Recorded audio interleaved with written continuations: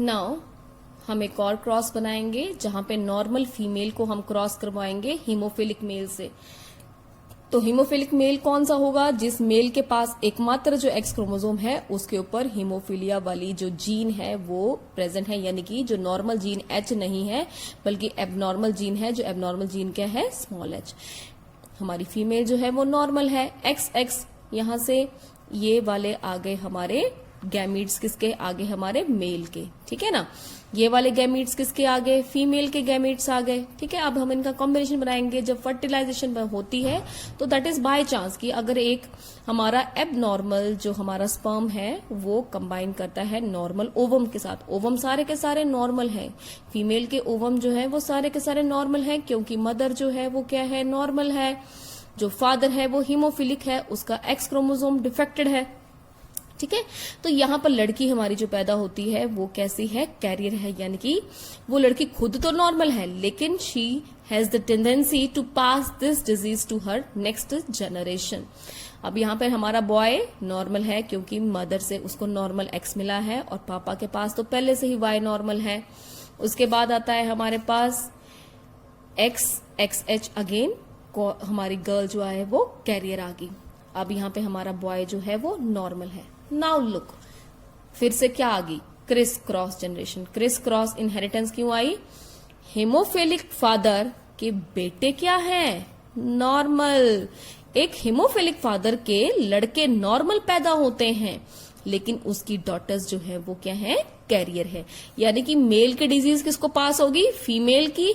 और फीमेल जो नॉर्मल थी वो बेटे क्या बन गए? नॉर्मल। यानी कि ये क्या हो गया? क्रिस क्रॉस हो गया। पापा ने बेटियों को थोड़ा सा एबनॉर्मल बना दिया और मदर ने बेटों को नॉर्मल बना दिया, इसलिए ये क्या होगी? Criss cross. और स्किप जनरेशन क्यों कहेंगे? क्योंकि यहां पर इस जनरेशन में जो हमारे मेल हैं, पापा के जो लड़के हैं वो तो नॉर्मल हैं लेकिन इसकी बेटियों के जो आगे लड़के होंगे वो एबनॉर्मल होने के चांसेस उनमें होंगे। तो यानी कि ये जनरेशन नॉर्मल, इसमें वैसे तो जो लड़कियां कैरियर हैं इनको कोई डिजीज नहीं है, ठीक है ना। तो ये पूरी की पूरी जनरेशन क्या है? नॉर्मल है। लेकिन जो इससे अगली पीढ़ी आएगी, इन लड़कियों के जो बच्चे आएंगे वो क्या होंगे? एबनॉर्मल। तो जनरेशन में डिजीज का क्या हुआ? स्किप हुआ।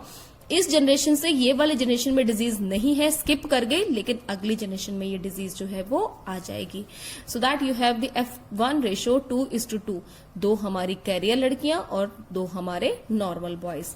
एक और हमने ले लिया। बेटा ये जो क्रॉसेस हैं ये बिल्कुल वैसे ही क्रॉसेस हैं जो यहां पर मैंने इसके लिए बनाए हैं। जैसे हम बात कर लेते हैं कैरियर वुमेन हीमोफिलिक मैन, ये वही क्रॉस है जैसे कि कैरियर डॉटर और कलर ब्लाइंड सन।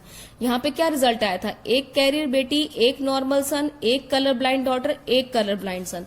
तो यहाँ पे भी वही आएगा, एक कैरियर गर्ल, ये देखो एक कैरियर गर्ल, एक नॉर्मल सन, एक नॉर्मल सन, एक कलर ब्लाइंड डॉटर, एक हीमोफिलिक डॉटर, एक कलर ब्लाइंड सन, एक हीमोफिलिक सन, ठीक है।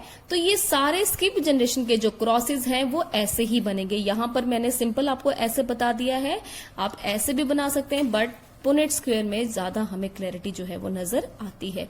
तो जो इसके रिजल्ट्स हैं वही इसके रिजल्ट्स हैं। अगर हम यहां पे देख लें, यहां पे क्या बनाया था? नॉर्मल फीमेल और हीमोफिलिक मेल।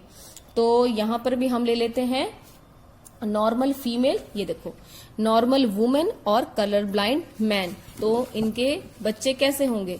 इसकी 2 लड़कियां आएंगी कैरियर, इसकी भी 2 बेटियां क्या आ गई? कैरियर। 2 लड़के क्या आ गए? नॉर्मल। इसके भी दोनों सन्स जो क्या आगे? नॉर्मल आगे। तो जैसा अगर आपको एक डिजीज समझ आ गया तो दूसरा ऑटोमेटिकली आप कर लेंगे। जो इसमें क्रॉस बने हैं बिल्कुल क्रॉस इसमें भी वैसे ही बनाए हैं। जो इसका रिजल्ट है वही इसका रिजल्ट भी एज इट इज ही होगा, ठीक है।